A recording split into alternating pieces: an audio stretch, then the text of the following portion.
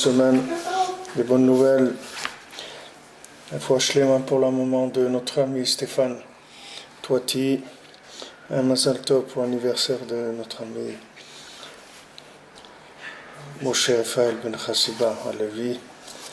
בעזרת השם שיהיה איכות ימים ונחת מהילדים, בריאות בעזרת השם.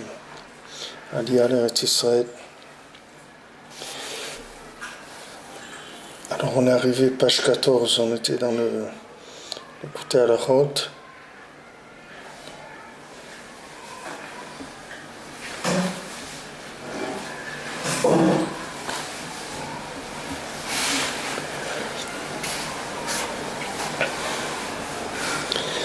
On est arrivé que Béhémet, si tous les gens ils se comportaient de cette manière-là, c'est-à-dire qu'ils incluaient tout dans un, alors tout se passerait Be'ava Shalom, c'est-à-dire tout le monde, il n'y aurait que du Shalom, de la Hava, c'est-à-dire tous les gens ils s'aimeraient, ils se respecteraient, il n'y aurait pas de problème. Parce que tout le monde saurait que la différence, c'est pas une différence essentielle, c'est une différence fonctionnelle, c'est tout, et qui est indispensable. כמו שאמרו רבותינו ז"ל, אף על פי כן צריך כל אחד לאהוב את חברו בנפשו, לידע שהכל אחד. והיה כל העולם מתוקן תכלית תיקון, זה יקר מן הכל, כי זה יקר מן הכל, parce que c'est la chose la plus précieuse, le lien d'inclure toutes les différences dans un. Comme il est dit, Ve'afta l'eracha kamocha, tu aimeras ton prochain comme toi-même. Amar Rabbi Akiva zeklal gadol batorah. Rabbi Akiva il a dit ça c'est un principe, c'est un grand principe dans la Torah, c'est-à-dire d'aimer son prochain comme soi-même, c'est-à-dire bien qu'il soit différent. Ki be'emet afal pi shedat kol adam meshuna mechavero. Parce que be'emet, bien que le da'at, la conscience de chacun est différente de son prochain. Comme Shamo Tenuzal, Afal Piken Tseir Kol Echad Le'ov et Chavero Kenafsho. Veleda Shea Kol Echad. Malgré ça, chacun il doit aimer son prochain comme lui-même, comme son âme à lui, en sachant que l'autre, la différence de l'autre, c'est pas une différence, c'est pas une véritable différence. C'est juste au niveau de l'expression qu'il y a une différence. Mais dans l'essence, il n'y a aucune différence. Parce que toutes les actions, tout ce qu'il y a de différent dans le monde, ce qu'il y a d'original, chaque chose qui est différente de l'autre, chaque individu qui est différent de son prochain, tout ça, ça vient de Echad Pashut. Ça vient de Echad qui est Pashut, c'est-à-dire du Echad Pashut, c'est-à-dire de un qui est simplifié au maximum. Comme souvent, il y a des fois des éveils dans le monde comme ça, où les gens ils essayent de prendre conscience ils disent mais on est tous des humains, on est tous de ci, on est tous de là, etc. Les gens ils essayent de trouver des points de repère où s'inclut dans une généralité. Parce que quand il y a des moments, surtout des moments difficiles, alors c'est difficile de gérer, de dire qu'il y a des différences. Alors on voit que la réaction en général, c'est que les gens ils essayent de réveiller quelque chose de commun. C'est-à-dire, mais on est tous des êtres humains, on est tous ça, c'est-à-dire d'essayer de trouver des points où on est tous pareils. Parce que c'est choquant de voir des gens qui ont des fois des différences dans le comportement ou bien dans la façon de voir les choses qui sont tellement loin de la plupart du comportement et de la compréhension logique des gens.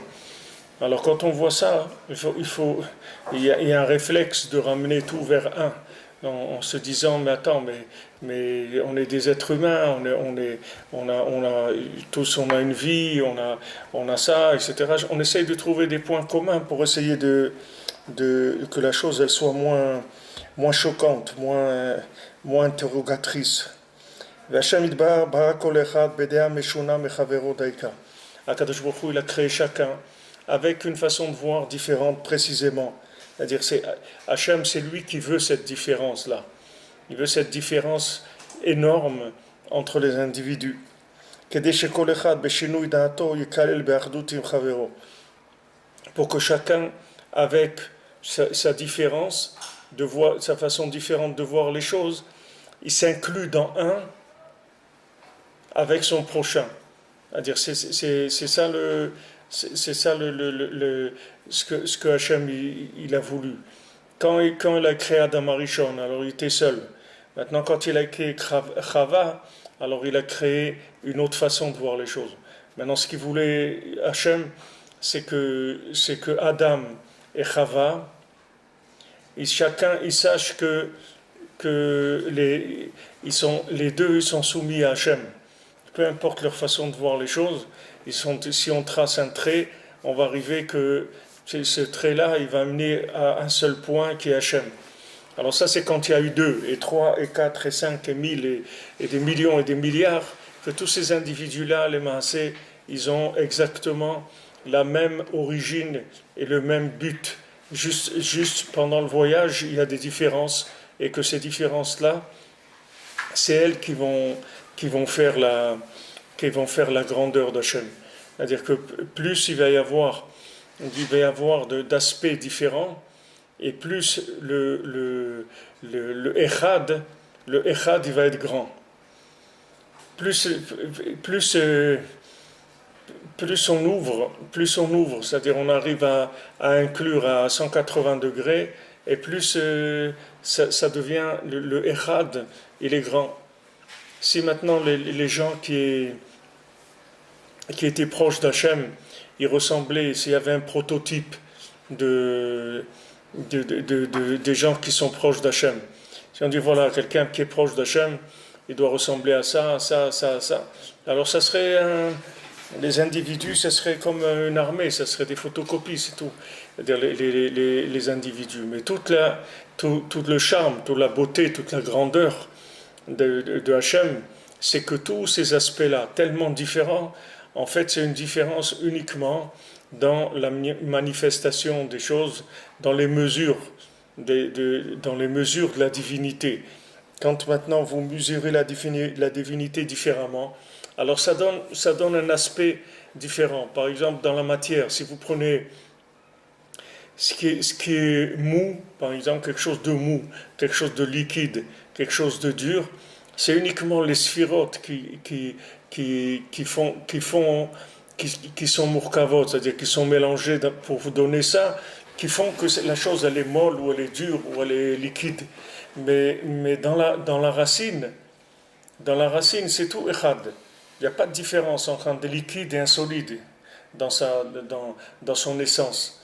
C'est juste dans les midot. C'est-à-dire que c'est comme si vous prenez vous prenez des kelim différents, des récipients différents. Vous prenez un récipient qui est étalé ou un récipient qui est en hauteur, et ça va changer la forme du liquide que vous allez mettre dedans. Mais le liquide, lui, c'est le même, ça ne change rien du tout. Vous le mettez dans une bouteille, ou que vous le mettez dans une casserole, ou que vous le mettez dans un verre, ça ne change rien. Le liquide lui-même, c'est le même. Il n'y a pas de... Seulement dans les midot, alors les mesures de cette chose-là, elles font que ça apparaît différemment. Donc les individus, ce qui les différencie, en fait, c'est leur midot. C'est ça qui les différencie. C'est-à-dire que chacun, il a une façon de capter les choses. Quand vous prenez quelqu'un qui penche à droite, alors il va avoir une certaine façon de voir les choses. Quand vous avez quelqu'un qui penche à gauche, il va avoir une autre façon de voir les choses. Mais ça ne veut pas dire que c'est pas vrai. Ça veut pas dire que c'est pas vrai. La droite c'est vrai, la gauche c'est vrai. Tout ça c'est vrai. C'est vrai si ça reste ensemble pour reconnaître Echad. C'est-à-dire que si maintenant les différences elles s'associent pour reconnaître que Hachem Echad, alors il y a aucun problème. Mais si maintenant la différence elle veut s'assumer en tant que différence, et être indépendant dans sa différence, alors c'est fini, elle est sortie de Echad.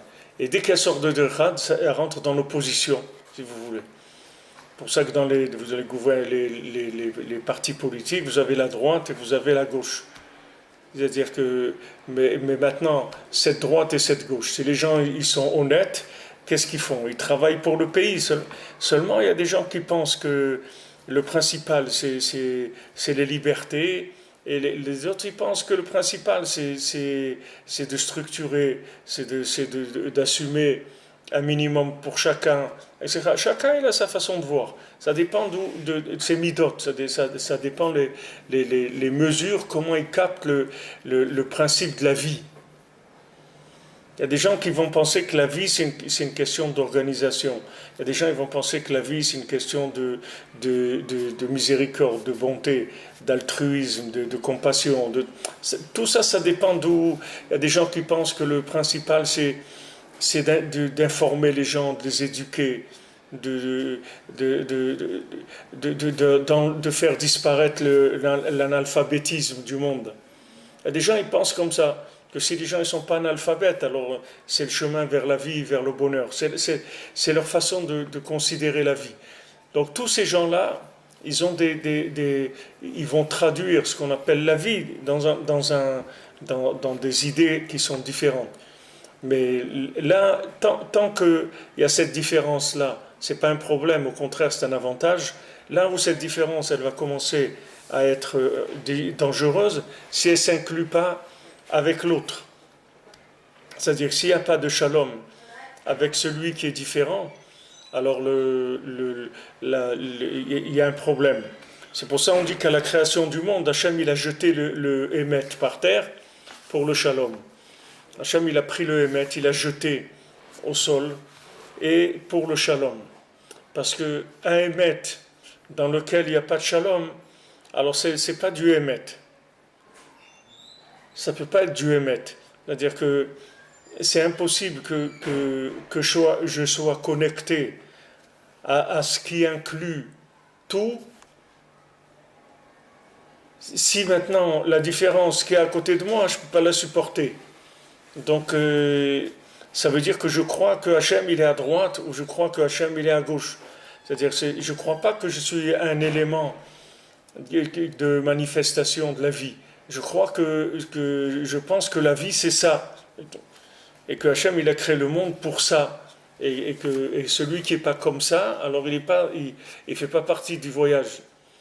Parce qu'il faut être comme ça, sinon ça vaut rien. Alors ça c'est complètement faux. C'est-à-dire que maintenant, le minimum qu'il y a, c'est 3. Sinon, c'est pas possible. Le minimum qu'il y a, c'est 3. C'est l'autre, c'est moi et c'est dans Hachem. C'est le minimum pour composer dans ce monde. C'est-à-dire qu'il faut qu'il y ait quelqu'un d'autre qu'on dit. Donc cet autre-là, du moment où il est autre, il est différent de moi. Maintenant, tous les deux, on est Béchalom, c'est-à-dire qu'on comprend que notre différence, en fait, c'est pas une différence. Et ça nous permet de nous inclure dans Echad. Mais si maintenant tu penses que la vérité, c'est uniquement ta façon de voir les choses, comment tu vas t'inclure dans Echad, dans un? Tu ne peux pas t'inclure dans un. Parce que toi, tu crois que un, ça veut dire, c'est ta façon de voir les choses, c'est ça, un. C'est-à-dire qu'il y a une façon unique de voir les choses. Alors maintenant, si tu crois qu'il y a une façon unique de voir les choses, comment tu peux considérer qu'Hachem il est infini, que Hachem il a créé le monde et que réunit tous ces aspects différents qu'il y a dans la créature, dans les individus? Comment tu peux imaginer ça? Tu vois bien que si maintenant tu penses que ce que tu vis toi, c'est la vérité absolue, et que tous les autres ils se trompent, alors ça veut dire que tu as réduit Hachem à cette vérité-là. Donc tu l'as complètement matérialisé, tu l'as rendu quelque chose de très petit. Tandis que maintenant, si tu prends 1000 personnes, que ces 1000 personnes, elles pensent différemment, et qu'elles arrivent à être béchalom ensemble, parce qu'elles ont accepté que la différence, c'est une différence de mesure, et ce n'est pas une différence essentielle. Donc ça permet de s'inclure dans Echad. Ça permet de s'inclure dans un, et ça donne une dimension à un, à ce un là. Mais du coup, si tu crois que ce un, c'est le un de toi, alors ça y est, ça devient tout petit. Il n'y a plus de. Quelle est la grandeur d'Hachem? Quelle est la grandeur d'Hachem? La grandeur d'Hachem, c'est d'arriver à réunir toutes ces différences-là et te montrer que si tu t'élèves un petit peu, tu verras qu'il n'y aura plus de différence. Tu vois que c'est pas différent, parce que celui-là et celui-là et celui-là, tous ils veulent la même chose. Au fond, tous ils veulent Hachem, c'est tout. C'est ça que tout le monde cherche. Seulement, il y a un qui cherche Hachem en mangeant un hamburger, il y en a qui cherche Hachem en faisant de la musique, il y en a en faisant du commerce, il y en a en faisant... Tout le monde cherche Hachem. Tout le monde cherche la vie. Seulement, sa façon d'interpréter la vie, si jamais il la connecte pas avec les autres, à la fin, ça va devenir de la Vodazara. Même si c'est vrai, c'est vrai. Quelqu'un qui est un musicien, c'est vrai. La musique, c'est vrai. Quelque chose de vrai, c'est quelque chose de bien, tout ce que tu veux. Mais qu'il ne faut pas que cette musique-là, elle n'arrive pas à supporter un employé de banque ou un épicier ou un truc. Il faut savoir que chacun il a sa façon de vivre. Et que maintenant, si on est Béchalom, alors ça augmente la vision de Echad. Tandis que si je réduis la vérité à ce que moi je comprends, et en disant que tout le monde doit comprendre comme moi, sinon ça vaut rien. C'est-à-dire les gens ils se sont trompés. Ne parlons pas quand on utilise la violence, comme le communisme, des choses comme ça qui sont installées par la violence, en tuant des millions de gens pour mettre en place un système de pensée avec tout ce qui était caché derrière. Mais disons, pour mettre en place un système de pensée, tuer des gens parce que je pense comme ça. C'est-à-dire quelle vérité ça peut être ça? Ça ne peut pas être de la vérité. La vérité, elle est uniquement si tu arrives à englober justement ce qui est différent de toi, et ce qui ne pense pas comme toi, et ce qui ne vit pas comme toi, et ce qui ne ressent pas comme toi. Quelqu'un il aime manger des bananes, quand il aime manger des pommes, mais ça ne veut pas dire que maintenant il le émet, c'est de manger des bananes. Le émet, c'est Hachem. C'est que quand on s'assoit pour manger la banane, moi je dis c'est Hachem qui l'a créé. Et toi aussi, quand tu manges ta mandarine, tu dis c'est lui qui a créé la mandarine, et l'autre c'est lui qui mange la pastèque, qui dit c'est Hachem qui l'a créé. Et c'est ça qui fait la grandeur d'Hachem. Mais si tu ne relis pas tous ces éléments-là ensemble, tu ne peux pas avoir une vision d'Hachem qui est grande. Tu vas réduire Hachem à ce que toi tu penses. Tu vas croire qu'Hachem il pense comme toi. Tu dirais, même Hachem il pense comme moi. Que c'est ça la vérité. Après, tu peux arriver à ces absurdités-là. Alors, ce qu'il dit ici, והשם יתברך ברא כל אחד בדעה משונה מחברו דייקה, כדי שכל אחד בשינוי דעתו ייכלל באחדות עם חברו, ולא יביאו לידי קנאה ושנאה וקטטה חס ושלום. Et qu'il n'y a aucune jalousie, aucune haine et aucune dispute. À l'aider shinui da'atam, par le fait qu'ils n'ont pas la même manière de voir. רק יאהבו זה את זה, ויקיימו את התורה והמצוות יחד, ויוכלו כל אחד וכאחד, que tous, ils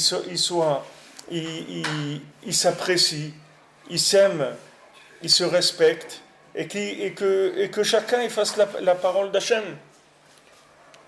Chacun il applique la parole d'Hachem là où il se trouve. Chacun il applique la parole d'Hachem là où il se trouve. Le Kohen, il a un travail. Le Lévi, il a un travail. Israël, il a un travail. Chacun, il a un travail. Maintenant, qu'est-ce qui est vrai? Le Kohen, le Lévi ou Israël? Tout c'est vrai. Tout c'est vrai. Je dis que c'est vrai. Tout est vrai.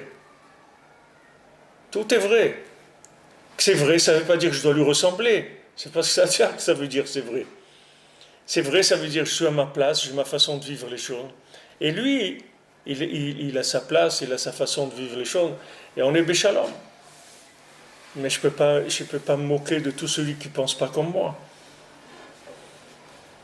Ça Ça c'est bien, c'est quand il n'y a pas de confrontation, mais il y a des fois il y a des confrontations, alors comment on gère? Mais voilà, il te dit d'où elle vient la confrontation.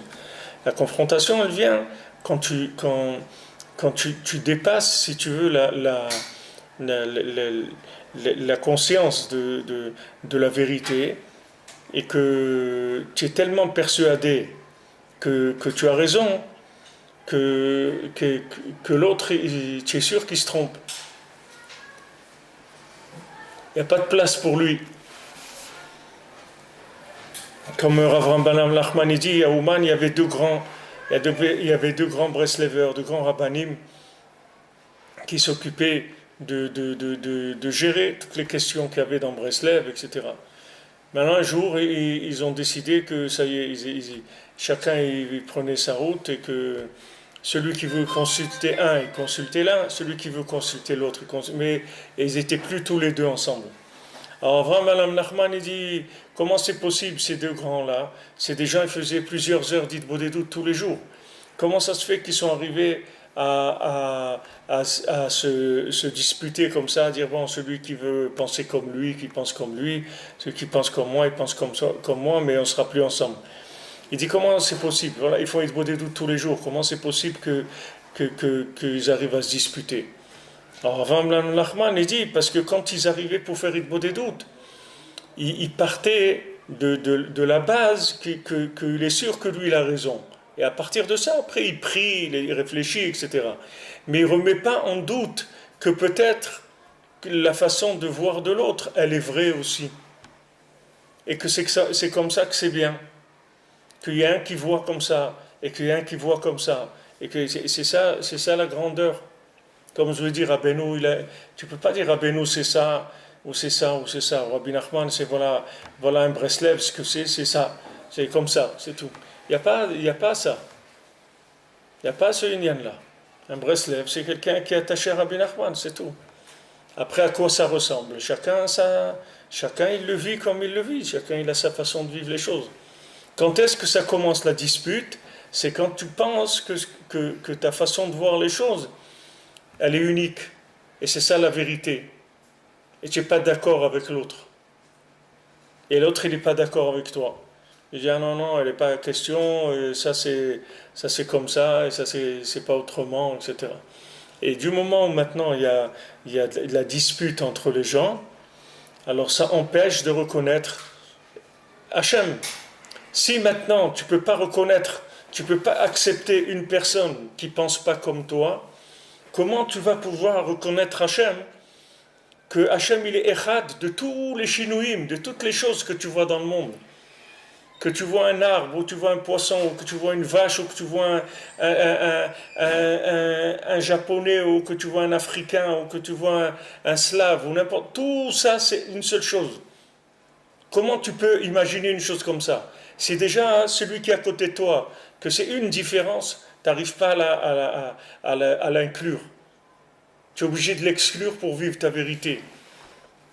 Si tu exclus pas l'autre, alors il y a des gens qui ne vivent, qui ne vivent que leur vérité, c'est rien que d'exclure les autres, c'est tout. C'est pas ils ont rien à vendre de eux-mêmes. Mais il dit ça c'est pas ça, ça c'est pas ça, l'autre il a tort, l'autre il a tort. Ok, tous ils ont tort. Et toi, où tu es là-dedans? C'est-à-dire que si maintenant tu réduis la vérité à une seule façon de voir les choses, alors tu n'as aucune chance de reconnaître Hachem. Tu es obligé de tomber dans la Vodazara, dans l'idolâtrie.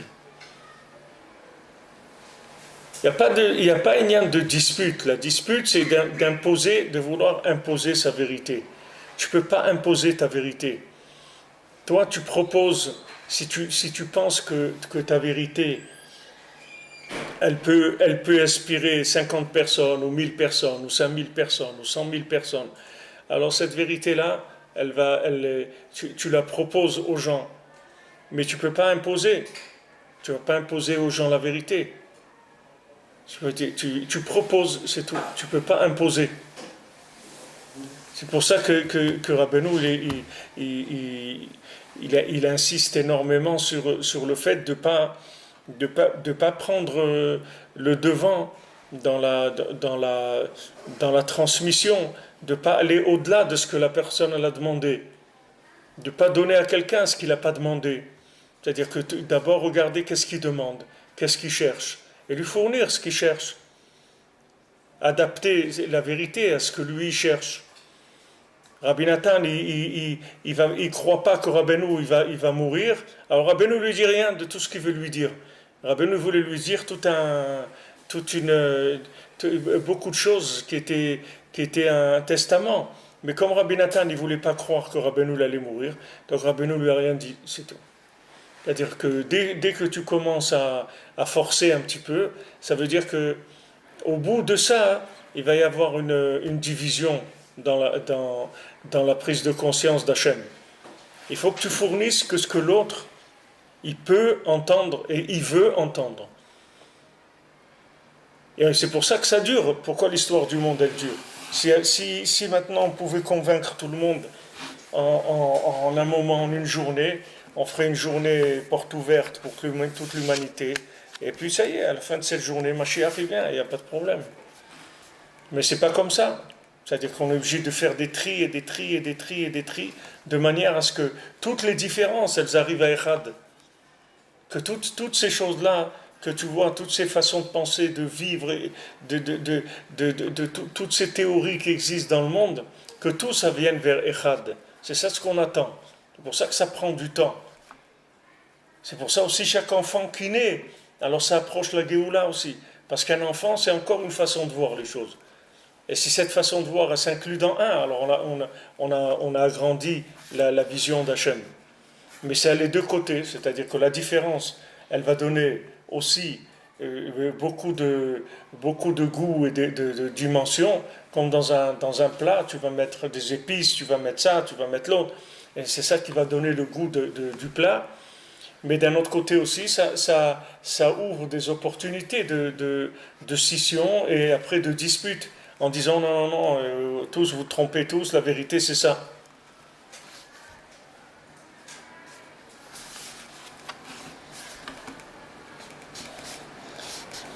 רק יאהבו זה את זה ויקיימו את התורה והמצוות יחד ויוכללו כולם כאחד, שזה יקר מאוד אצל השם יתברך, כשפעולות משתנות נכללים באחד הפשוט. Donc c'est ça qui est précieux chez Hachem, quand tellement de choses qui sont différentes, elles vont s'inclure dans un. כמו שמבואר בתורה ימי חנוכה בליקוטי עניינה סימן ב', comme c'est écrit dans la Torah qui s'appelle les jours de Hanouka, dans la deuxième partie du Likutei Moharan, dans la Torah bête, la deuxième. Aval, miribouya shinouim, bisham achizata etzeara. Maintenant, quand il y a beaucoup de shinouim, c'est-à-dire quand il y a beaucoup de choses différentes, alors le etzeara, il va commencer il va commencer à danser entre toutes ces différences-là. Hachemesito, le machemesito, jusqu'à qu'il prend la personne. Et il va la tenter et il va essayer de l'induire en erreur, il va l'amener là où il va l'amener.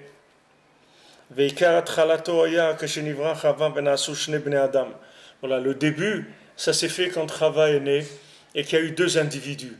C'est là où a commencé le problème. Quand il y a eu deux. Tant qu'il y avait un, il n'y a pas de problème. Hachem Echad, Adam Echad, pas de problème. Mais quand ça a commencé deux, alors ça va donner déjà quelque chose de beaucoup plus sophistiqué, que deux qui sont différents, ils reconnaissent la même chose. Alors là, ça a commencé le problème. Comme Chava, elle a été prise du sommeil. C'est-à-dire que, comment elle est née Chava? Comment Hachem il a fait Chava? Il a fait Chava en endormant Adam Arishon. Mistalkut Adat, c'est-à-dire elle a été créée dans l'inconscience. C'est-à-dire Hachem, il a créé Chava dans l'inconscience de l'homme. Shesham Ikar Asirat Azman, que maintenant, l'emprise du temps, elle va venir dans l'Istalkut Adat, c'est-à-dire que maintenant, plus t'es endormi, et plus le temps, il est fort. C'est-à-dire que tu peux rêver en une minute, tu peux rêver 20 ans. Une vie de 20 ans, et les massés, il est passé qu'une minute. Mais comme tu es endormi, alors ça peut être 20 ans. Donc maintenant, comme Chava, le principe féminin, le principe lunaire, il a été créé dans la istalkut hadat, c'est-à-dire dans le fait qu'il y a un moment, il n'y a pas de conscience de la vérité, c'est-à-dire que la lune, pour qu'elle soit une lune, il faut qu'à un moment, elle soit rien, et en étant rien, elle va chercher à refléter la lumière du soleil. Donc toute la lumière qu'elle va recevoir, ça va être la lumière du soleil, et elle va la transformer. Bien que maintenant, Eshetraï la Teret Baala, que maintenant la femme virtueuse, c'est la couronne de son mari. Mais c'est la couronne de son mari, mais c'est pas le cerveau de son mari, c'est pas l'esprit de son mari. C'est la couronne de son mari. C'est-à-dire, une fois qu'elle a capté la lumière de son mari, comme elle se trouve dans le monde matériel, donc elle va refléter la lumière de l'esprit de son mari de façon beaucoup plus grande que le mari lui-même, comme l'élève et le maître. L'élève, Rabbeinu il a dit, si j'avais pas eu Rabbi Nathan, alors il serait rien resté de moi. Alors Rabbeinu, alors si Rabbeinu il dit ça, comme on dit, on a toujours besoin d'un plus petit que soi. Ça veut dire que maintenant, qui c'est qui est le plus grand? C'est le maître ou c'est l'élève? Si maintenant le maître il te dit explicitement, si j'avais pas l'élève, alors il n'y aurait rien. Il ne serait rien resté de moi. Donc ça veut dire que le maître, il a besoin de l'élève. Il ne peut pas être le maître et l'élève en même temps. Et l'élève, comment il est un élève? Comment un élève, il est un élève? Parce qu'il est endormi, c'est pour ça qu'il est un élève. S'il était réveillé, ce serait un maître, ce ne serait pas un élève. Donc maintenant, lui, il est endormi.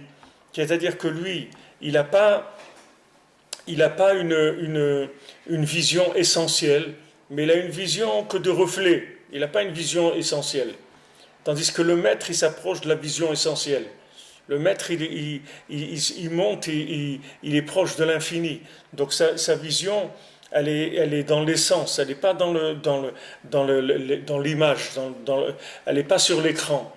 Sa vision, elle est dans la caméra, dans le film, elle n'est pas sur l'écran. Alors le côté féminin, il va refléter la chokhma, mais justement, par le fait qu'il va refléter la chokhma, la connaissance, la sagesse, c'est uniquement parce qu'il est endormi. Parce que s'il était réveillé, lui-même, ça serait un esprit. Donc on n'aura rien fait. Qu'est-ce qu'on va faire? On va faire quoi? Des gens qui se prennent tous pour des maîtres. Et alors, qu'est-ce qu'on va faire? Et il ne va rien se passer. Parce que du moment où tu dis que tout le monde c'est des maîtres, alors tous ils vont se disputer. Puisqu'ils vont dire que chacun il va dire c'est moi qui ai raison. Donc il n'y aura pas de... Donc normalement, si maintenant Hachem il avait créé Chava comme il a créé Adam Arishon, alors tu aurais deux maîtres sur terre qui seraient opposés complètement.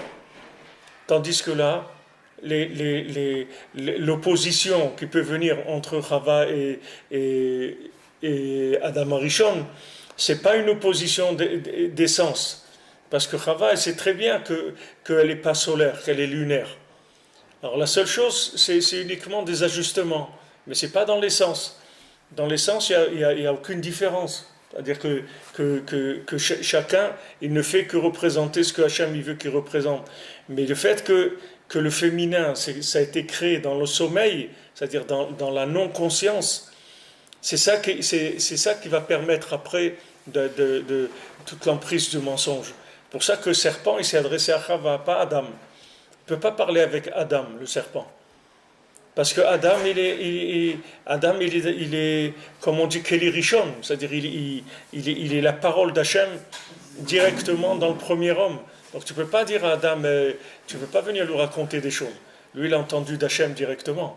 Maintenant, Chava, que c'est déjà un reflet de la vérité, alors tu peux l'embrouiller, parce que c'est déjà un reflet.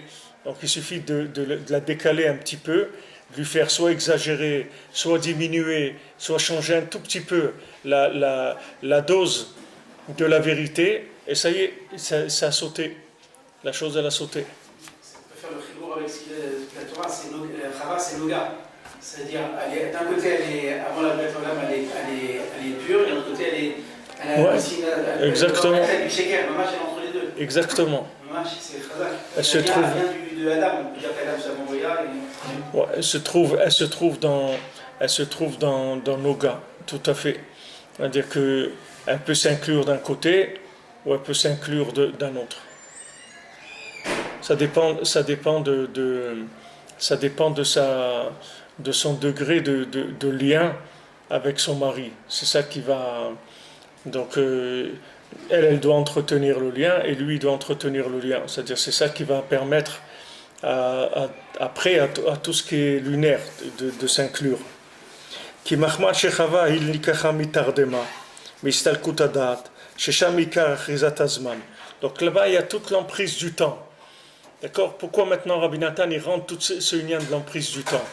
C'est que si maintenant tu réduis l'emprise du temps par la conscience, par l'éveil, c'est-à-dire que plus maintenant tu te réveilles, c'est-à-dire plus que maintenant tu es conscient de l'existence d'Hachem, et moins le temps il va exister. C'est-à-dire que pourquoi 1 heure c'est 1 heure, pourquoi 2 heures c'est 2 heures, c'est parce que la personne elle est éveillée, elle a un certain degré d'éveil. Maintenant si tu augmentes la conscience, le temps il va se réduire, le temps il va plus exister du tout. Il y a un niveau de conscience où le temps il n'existe plus, c'est-à-dire qu'il n'y a plus de notion de temps. Il n'y a pas avant, pendant, après, c'est tout la même chose, il n'y a pas de différence. La différence du temps, c'est-à-dire que tout ce qui gère la notion de temps, c'est uniquement la conscience. Quand Rabbi Nathan, une femme, elle vient, elle lui crache dessus, elle lui dit sale Breslever et tout, alors son élève lui dit Rabbi, il faut faire quelque chose, vous ne pouvez pas vous laisser insulter comme ça. Alors Rabbi Nathan, il lui dit moi, je suis déjà 40 ans après la tombe. C'est-à-dire que pourquoi maintenant quelqu'un s'il me crache dessus, pourquoi ça m'énerve? Pourquoi j'ai envie de le frapper? Pourquoi ça? Parce que le temps dans lequel je vis, il donne une importance à cette chose-là. Cette chose-là, elle existe dans mon temps. Mais si maintenant la vitesse de temps dans laquelle je vis, elle est plus grande que cette chose-là, cette chose-là n'existe pas. Cette chose-là, elle n'existe pas. Elle n'a pas de valeur. C'est rien du tout. Il ne s'est rien passé du tout. Il n'y a rien eu.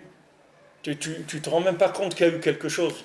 Parce que dans la vitesse de temps dans laquelle tu tournes, cette chose-là, elle n'a pas de place. Cette chose-là, elle existe dans un temps qui tourne plus doucement. C'est-à-dire quand tu es plus endormi. Plus tu vas être endormi, plus chaque chose, elle va avoir une importance capitale par rapport à la matière, par rapport à tout ce qui est valeur de ce monde. Et plus tu es éveillé, et plus tu vas tourner dans une vitesse où les choses elles vont être echad. Ça veut dire l'émotionnel et lié au temps. L'émotionnel, c'est lié au temps donc. Parce que quand quelqu'un nous dit quelque chose, on est bloqué dans le temps, on est bloqué sur l'émotion. Bien sûr. L'émotionnel, ça crée des bugs dans le temps, ça fait un blocage. La conscience, c'est traverser le temps, et l'émotion, c'est rester dans le temps. C'est pas que l'émotion, c'est de rester dans le temps. L'émotion, il faut qu'elle soit attachée à la conscience. Et à ce moment-là, l'émotion, elle est extraordinaire, parce que tu vas vivre la conscience dans le temps. Tu vas vivre l'infini dans le fini, c'est quelque chose d'extraordinaire. Mais il faut que tu fasses l'effort d'inclure l'émotionnel dans la conscience. Il faut que tu mettes tes instruments d'émotion au service de la conscience. Et à ce moment-là, tu vas vivre des choses qui sont... Tu peux arriver même à de la prophétie, tu peux arriver à du Ruach HaKodesh, tu peux arriver à des souffles divins, des choses extraordinaires. Si tu mets l'émotionnel au service de la conscience. Mais ici, ce qui est important de savoir, c'est que le massé, tout ce qu'il reçoit, il reçoit parce qu'il est endormi. C'est pour ça qu'il s'appelle recevoir. Que si maintenant il était éveillé, alors lui-même, ça serait une source de transmission. Mais maintenant, c'est pour ça que Rabbeinu l'a dit, voilà, j'ai vu, j'ai été jusqu'au bout, et il faut savoir qu'après moi, il n'y aura rien de nouveau jusqu'au Mashiach, il n'y aura aucun autre rabbi, rien, moi je suis le dernier rabbi du monde, il n'y aura personne, etc. Parce que Rabbeinu est arrivé à un degré d'éveil qu'il n'y a personne qui peut s'appeler réveillé après à côté de lui. Tous les gens seront des endormis par rapport à lui. Même si c'est des gens très grands, à Falpiken, qui sont très grands, ils sont quand même endormis par rapport à lui, par rapport à la révélation qu'il a amenée dans le monde. Tout est une question de rapport, si tu veux, de conscience, c'est tout. Plus la révélation de la conscience elle est grande, et plus elle va imposer au reste du monde d'être lunaire. Parce que le reste du monde, il sera considéré endormi par rapport à cette conscience-là. Chez Misham Kolashinuim, alors maintenant, dans le temps, on peut parler de différences. C'est des différences temporelles. Alken hayalokoch leasita beyoter. C'est pour ça qu'il avait beaucoup plus d'emprise sur Chava que sur Adam Arishon. Chez Sitota, hayalokoch aliada daika et asiteta Adam beatzmo. Et dès qu'il a fait tomber Chava, après, il a pu faire tomber Adam Arishon. Il a utilisé Chava pour faire tomber Adam Arishon. Afalpi sheu gavoa meod. Bien que maintenant Adam Arishon il était très élevé et il n'aurait jamais pu le faire tomber directement. Jamais Adam Arishon il aurait pu tomber et manger de l'arbre de la connaissance du bien et du mal. Jamais. Parce que si maintenant le serpent il serait venu le tenter à lui, il y aurait eu une évidence, c'est-à-dire du bien et une évidence du mal. Donc il n'y a pas de possibilité de se tromper. Mais le fait que maintenant il est passé par Chava, alors là il a fait rentrer ça dans les shinouïm du Zman. Il a fait rentrer ça dans des différences de temps. Et quand il a fait rentrer dans les différences de temps, alors là il a pu commencer à avoir il a pu commencer à faire des problèmes. Mais la base c'est de rentrer. Tout le mensonge, il fonctionne comme ça. Tout le mensonge, il fonctionne avec ce principe-là. C'est-à-dire de faire rentrer la chose dans les différences de temps.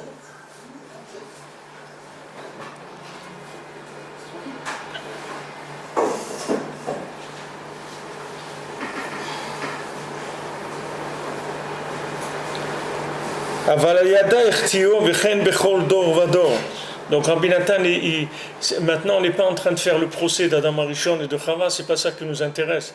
Ce qui nous intéresse, c'est que comment nous, on est en train de vivre le même problème, on a les mêmes épreuves que eux. C'est ça qui nous intéresse. Et après, toutes les générations sont sorties de Chava.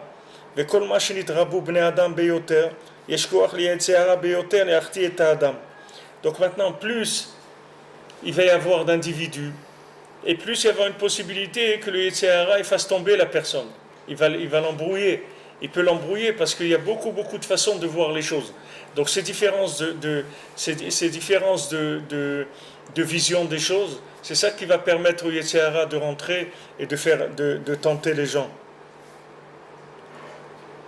אפילו הגדול במעלה והעיקר על ידי בני אדם שמתלבש את עצמו בבני אדם שאינם בעלי כוח כל כך ומחטיאם. Et le Ikar, c'est par comment il fait le Yetzirah. Il s'habille dans des gens qui n'ont pas tellement la force et il les fait tomber. C'est-à-dire des gens qui n'arrivent pas à tenir entre la différence et la vérité essentielle. Il n'arrive pas à faire que des gens faibles, c'est des gens qui n'arrivent pas à vivre leur vérité, leur propre vérité, ils n'arrivent pas à la vivre. Donc là, le Yetzirah, il peut rentrer et peut embrouiller la personne. ואחר כך על ידם יכול להחטיא חס ושלום אפילו את הגדולים ביותר, כמו שאמר אדוננו מורנו ורבנו ז"ל, שבני אדם הם מונעים גדולים מאוד. Après, il peut faire tomber d'autres gens qui sont même très grands. Comme il a dit le Rebbe, il a dit il y a des gens, l'être humain, c'est le plus grand obstacle qui est à la vérité, c'est l'être humain. C'est-à-dire, il n'y a pas un qui peut te faire dévier dans la vie plus qu'un être humain. Mais le Yetzirah, Rabbeinu dit, le Yetzirah, il est à ton niveau. C'est-à-dire, tu ne peux pas avoir un mauvais penchant qui est plus grand que ta force. Mais un autre individu, il peut être beaucoup plus fort que toi. Et un autre individu peut te faire tomber. Parce qu'un autre individu, il peut avoir une conscience plus élevée que la tienne. Donc maintenant, automatiquement, tu vas te mettre en position féminine par rapport à lui. Mais lui, il est plus grand que toi. Mais il est pas, il est pas le plus grand. Il est plus grand que toi, c'est tout. Mais lui, là où il est, il a du bien et du mal aussi. Et le mal que lui, il est plus grand que le mal qu'il y a chez toi. Donc lui, il peut te faire tomber beaucoup plus facilement que ce que toi, tu peux tomber tout seul. Parce que lui, le mal qu'il a, il vient d'un endroit qui est beaucoup plus élevé. Parce que lui, il est plus grand. Donc il y a un moment où, comme tu vois, comme Pinchas, il y a un moment où Pinchas, il doit agir. Et comment il va agir? Il demande la halakha, on ne lui répond pas, on lui dit fais comme tu as compris. Il dit mais quoi, il n'y a personne qui comprend rien ici. Mais non, il n'y a personne qui sait. Fais comme toi, tu penses que... Alors là, il a fait ce qu'il a fait. C'est comme ça qu'il a sauvé qu'il a arrêté le massacre, comme on dit, puisqu'il y avait déjà 24 000 qui étaient déjà morts. Et ces 24 000 là, ils sont venus en Gilgoul dans les 24 000 élèves de Rabbi Akiva. C'est pour ça qu'ils n'arrivaient pas à s'entendre. C'est pour ça qu'ils n'arrivaient pas à s'entendre. Parce que dans la racine, c'était ces 24 000 là qui sont morts après que le Ham Israël est tombé avec les filles de Midian.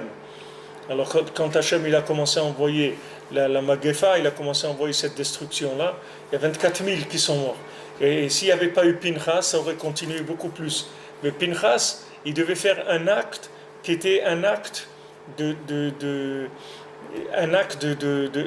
d'homme masculin parfait. C'est-à-dire que de la connexion avec Hachem, et il n'y a personne dans le monde, dans le temps, qui pouvait l'appuyer dans ce qu'il a fait.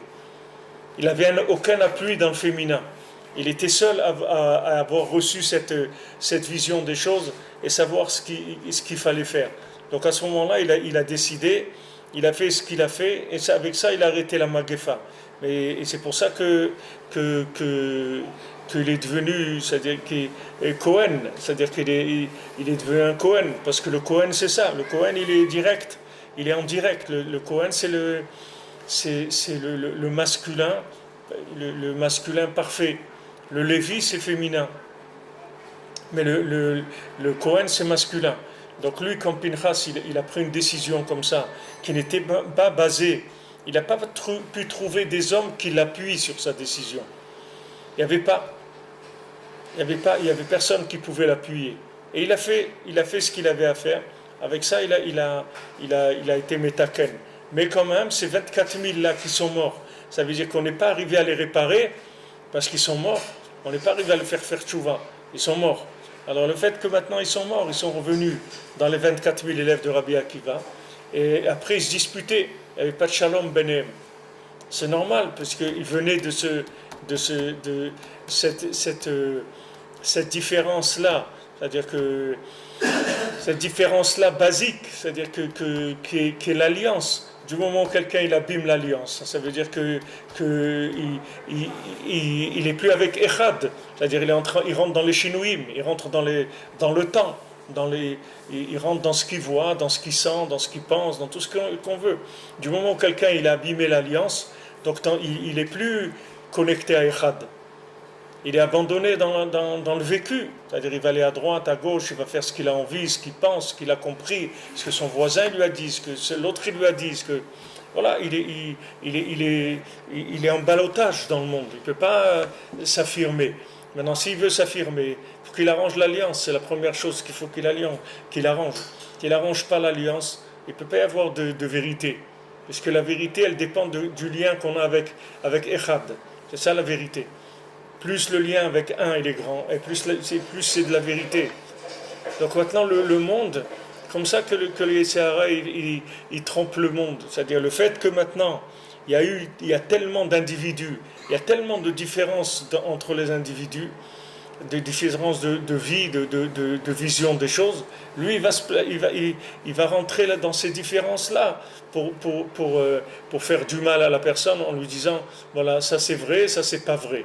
Alors que le massé, tout est vrai, comme c'est vécu, et au moment où c'est vécu, par l'individu où c'est vécu, c'est vrai, c'est son degré de vérité. Et moi, je dois être béchalom avec lui. Et à ce moment-là, il n'y a plus tous ces problèmes-là. Tous ces problèmes, ils disparaissent.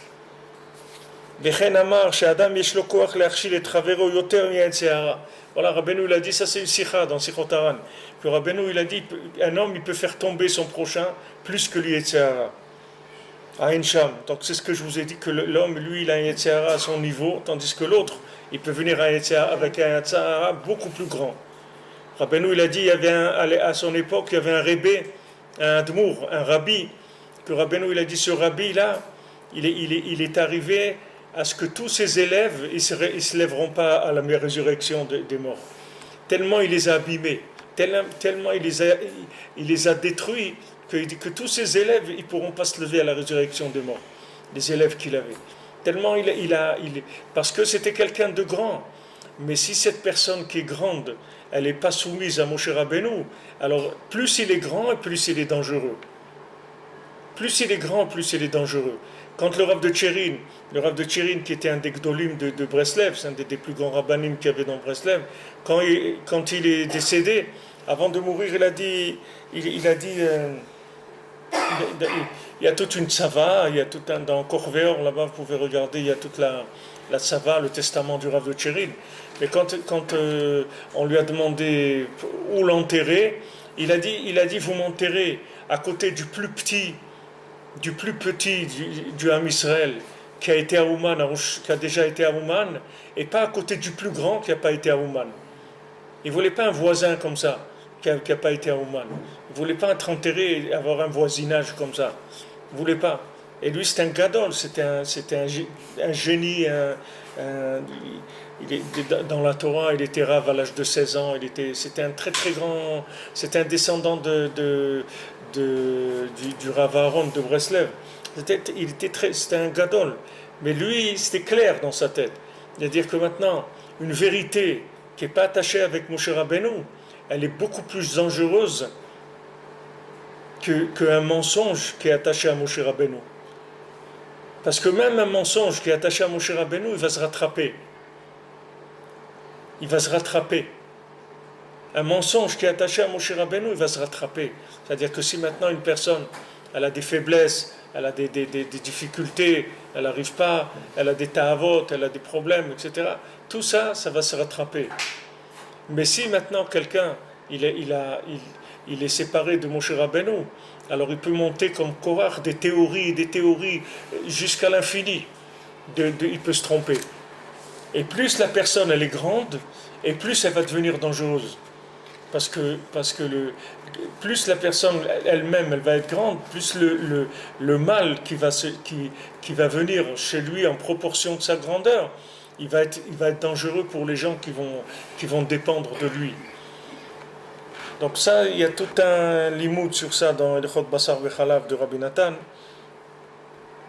Donc c'est pour ça qu'il dit que chez Adam yesh lo koach leachshir et travero yoter mi'ayetzer hara ein sham. Ve'al ken kol hakoach hayetzer hara biyoter hu al yedei machloket. Donc maintenant, comment il fonctionne Yetzer Hara?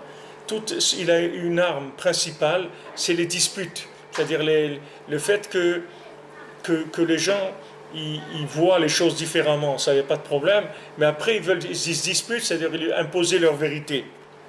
Comment je me vois à Torah Vayesev, comment je ifligu bayirapotenu zal, beotsem gnut hamachloket.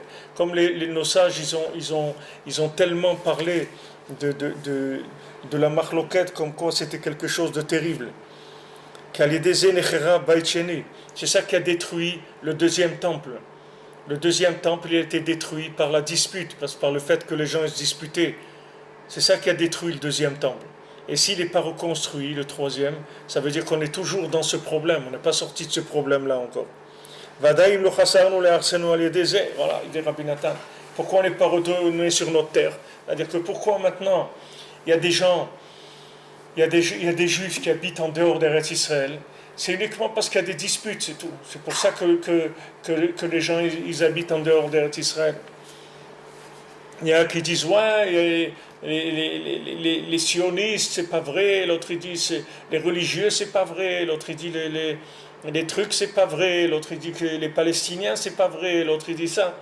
Chacun, l'UNESCO elle dit Hébron, Hebron, ça a toujours appartenu aux Palestiniens. Comment les Israéliens peuvent oser prendre la ville de Hebron? C'est toujours été une ville palestinienne, puisque les Palestiniens, ils étaient avant la création du monde. Donc, comment ils ont pu, comment ils peuvent dire que Hebron, c'est une ville juive?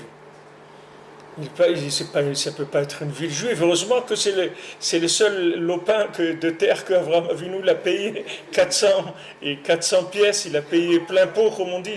Il ne voulait même pas de remise. Et avec ça, regardez les disputes. Parce que quand les gens ils ont des intérêts contre, après ils peuvent t'inventer n'importe quoi.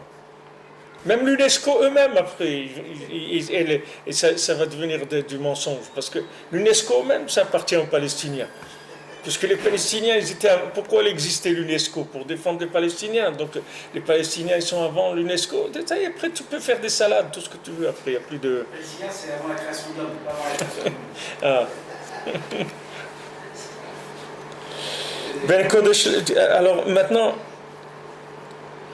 le deuxième temple, il a été détruit, on n'est pas revenu sur notre terre.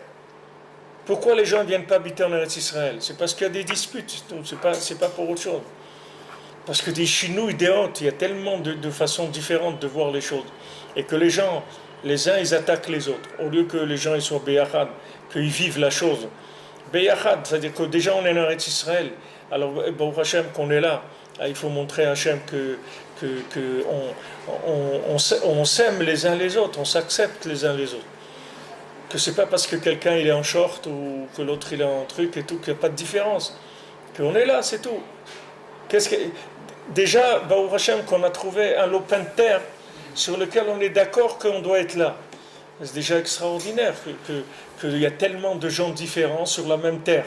Ok, c'est déjà nifla, qu'on est d'accord qu'ici c'est Eretz Israël et que tous ces juifs différents vivent en Eretz Israël. Maintenant, il ne faut pas se disputer. Il ne faut pas se disputer, il ne faut pas dire moi j'ai raison et toi tu vaux rien, etc. Il faut dire bon, moi je travaille là-dedans, toi tu travailles là-dedans, chacun il fait ce qu'il a à faire, c'est tout. Mais qu'il n'y ait pas des histoires, qu'il n'y ait pas des marloquettes. Parce que ces disputes-là, elles entraînent que tous les gens après qui veulent monter en Eretz Israël, ils ont des difficultés. La racine, elle vient du fait que les gens qui sont en Eretz Israël, ils sont pas d'accord entre eux. Mais c'est Prinat Avdallah B'Motzei Shabbat. Donc ça c'est le principe de l'Avdallah qu'on fait le Motzei Shabbat. Donc ça c'est déjà une autre notion qu'on va rentrer Bezat Hashem. On rentrera là-dedans demain. Mais le principe qui dit ici, ce principe de reconstruction du temple, ça veut dire que il faut savoir que dans le temple, il y avait beaucoup de choses qui étaient différentes, mais elles étaient incluses. Et toute la haine qu'il y a, toute la haine, on voit de la haine, de la haine par rapport à des gens qui ne pensent pas comme nous, qu'il y a de la haine. Et ça c'est pas bon. C'est-à-dire ça même, c'est la preuve qu'il n'y a pas de vérité. Le fait que maintenant j'arrive à haïr quelqu'un qui ne pense pas comme moi, ça veut dire que je peux être sûr que ma vérité, elle a besoin beaucoup de nettoyage. Elle a beaucoup besoin de remise en question, parce que c'est impossible que quelqu'un soit dans la vérité et qu'il n'accepte pas l'autre. C'est-à-dire que du moment où il n'accepte pas l'autre, ça veut dire que sa vérité, elle n'est pas connectée avec Hachem. C'est une vérité en indépendant, en freelance. Ce n'est pas une vérité qui vient de la soumission. Pas une vérité qui vient de la soumission. Celui qui a une vérité qui vient de la soumission, il n'a pas de problème avec les gens. Quand je vous ai dit Shabbat, David Ameller, à chaque fois qu'il tranchait la halakha, il demandait à Mephibosheth, Mephibosheth, mot à mot, ça veut dire de sa bouche, ma honte. De sa bouche, elle sort la honte. Pourquoi? Parce que David Ameller, qui était le roi d'Israël, quand il tranchait, il demandait à Mephibosheth, c'est bien ce que j'ai dit, c'est vrai, je ne me suis pas trompé. Et lui, il disait non, c'est bon ou c'est pas bon, etc. Et lui, le roi, il était obligé de demander, à chaque fois, il demandait, parce que il avait peur de se tromper, même que c'était un roi. Il avait peur de se tromper, parce que David Ameller, c'est un Ben Guérim, il vient de gens qui se sont convertis. Il avait peur que sa vision des choses, elle soit pas parfaite, donc il demandait. Il n'avait pas peur de se soumettre et de demander. C'est comme ça qu'il est arrivé à une vérité tellement grande.